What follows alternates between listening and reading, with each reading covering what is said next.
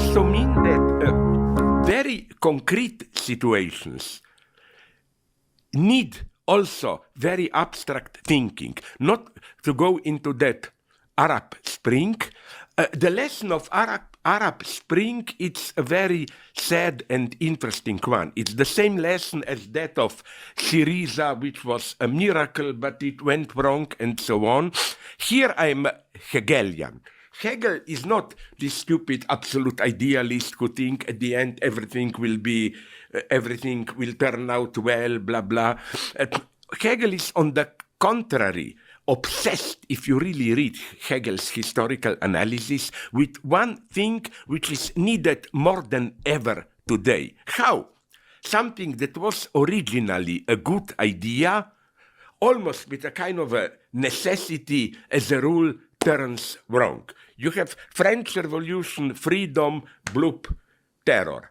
You get October Revolution, in spite of all problematic things that Lenin did. At the beginning, no, it was not just, as some people think, a Bolshevik coup d'etat. It was a wide popular movement. 10 years on, you get Comrade Stalin, nightmare embodied. Don't we need a lot this today? This not simply pessimist spirit, but what I, without shame, call moderate conservative spirit. By this, I mean, I'm still a communist, but you can use this. I repeat it all the time. A moderately conservative communist. Yes, communist, which means for me, obviously, we're in deep crisis, radical measures will be needed. But at the same time, this is what I admire with intelligent, moderate conservatives. Think well how things can turn wrong. And for me, the Arab Spring was one of the effects of this. Even that's why, it may surprise you, I never fall when I was young. My God, I'm old like earth. I was already there. 68, the big revolution. What was the actual result of it? All its goals turned wrong.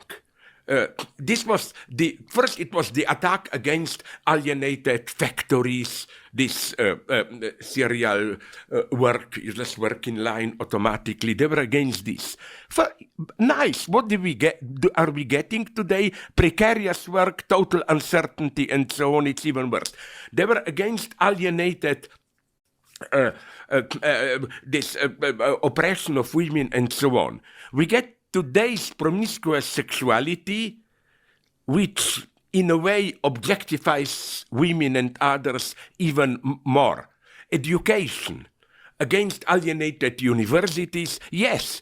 And now we are justified to have a nostalgia towards this big alienated university. You get just quick specialized courses, learn quickly for this specialty, for that. You see, that was needed in 68. Yes, a beautiful project, but think about how it can turn wrong. I would, again, as a philosopher, I like to complicate things. I would say like this. What do we mean by impossible? My first reaction to this point is to focus on what counts as possible and what counts as impossible. It's not as clear as it may appear. Listen, today we are perceiving as possible this singularity, artificial intelligence, we will lose our individual mind, blah, blah. That's possible. But till the epidemic, to raise taxes for 2%, it would ruin our economy, it's impossible. If there is one good lesson from the epidemic, is that there were a lot of measures, like billions distributed to ordinary people, almost in a communist way. Trump had to act as a communist. You remember, every family got a check for Trump. So, first, let's be very specific what we consider as possible or as impossible in a certain situation. Maybe we should change the view here. As with artificial intelligence, of course, we are approaching a breathtaking change. But I think that all the projections that we have of artificial intelligence taking over, on the one hand, the pessimist projection, we will be totally regulated by mega machines, we will lose our individuality. On the opposite hand, it will be like theology actualized. We will become one with God.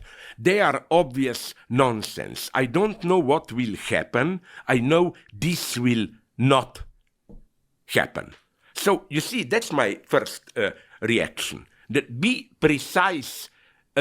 Declaring something possible or impossible is always also, I'm sorry to use this old obscene term, an ideological category. In a certain situation, it appears like this.